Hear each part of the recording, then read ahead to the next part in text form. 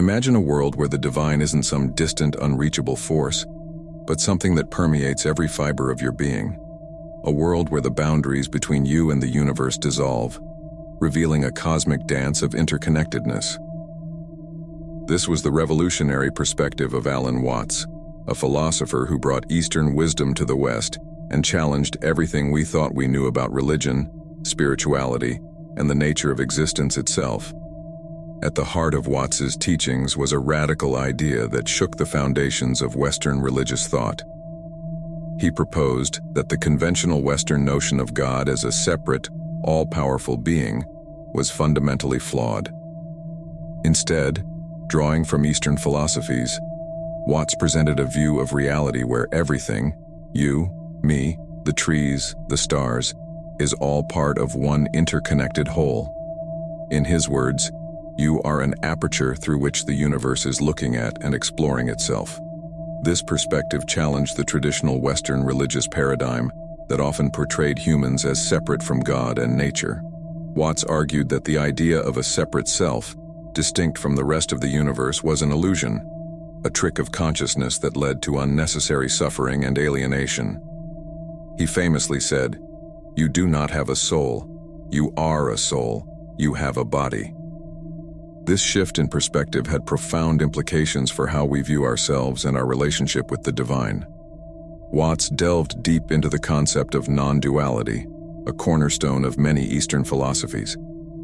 He explained that our perception of reality as composed of separate, distinct entities was a useful fiction for everyday life, but ultimately an illusion.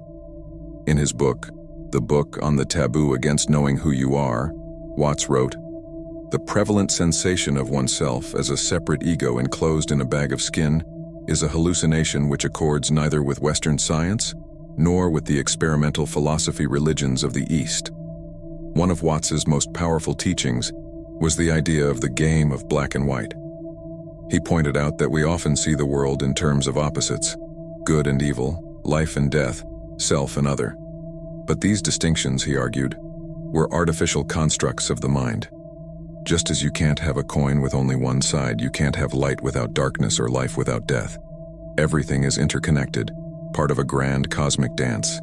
In his words, to have faith is to trust yourself to the water. When you swim, you don't grab hold of the water, because if you do, you will sink and drown. Instead, you relax and float. This understanding led Watts to a revolutionary view of spirituality. Instead of seeing religion as a means to achieve some future salvation or enlightenment, he argued that the point was to fully embrace the present moment.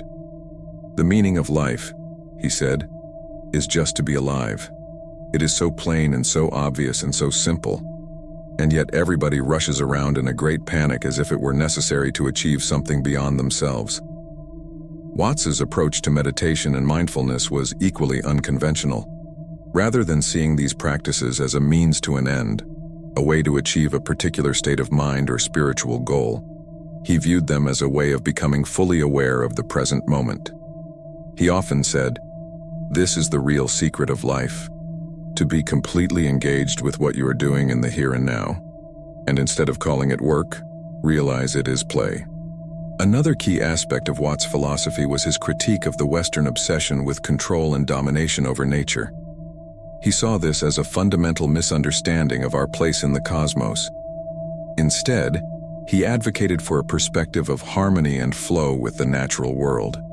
In his book, The Wisdom of Insecurity, he wrote, "The only way to make sense out of change is to plunge into it, move with it, and join the dance." Watts' teachings on the nature of time were particularly revolutionary. He challenged the linear, progressive view of time prevalent in Western thought, instead proposing a more cyclical, eternal perspective drawn from Eastern philosophies. He famously said, "The future is a concept. It doesn't exist. There is no such thing as tomorrow. There never will be, because time is always now." That's one of the things we discover when we stop talking to ourselves and stop thinking. We find there is only present, only an eternal now. His ideas about death were equally transformative. Rather than seeing death as an end or a tragedy, Watts viewed it as an integral part of the cosmic process. He often used the metaphor of waves on the ocean to illustrate this point. Just as a wave is not separate from the ocean, we are not separate from the universe. Our individual lives rise and fall like waves, but the ocean of being remains.